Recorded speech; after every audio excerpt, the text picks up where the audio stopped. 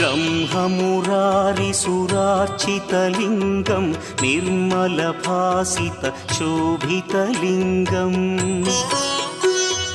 जन्मजदुःखविनाशकलिङ्गं तत्प्रणमामि सदा शिवलिङ्गम् देवमुनिप्रवरार्चितलिङ्गं कामदहन करुणाकरलिङ्गम्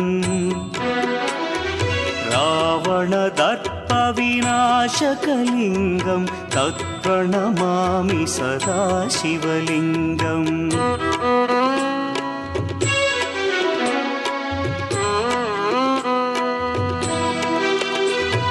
सर्वसुगन्धसुलेपितलिङ्गं बुद्धिविवर्धनकारणलिङ्गं सिद्धसुरासुरवन्द्यलिङ्गम्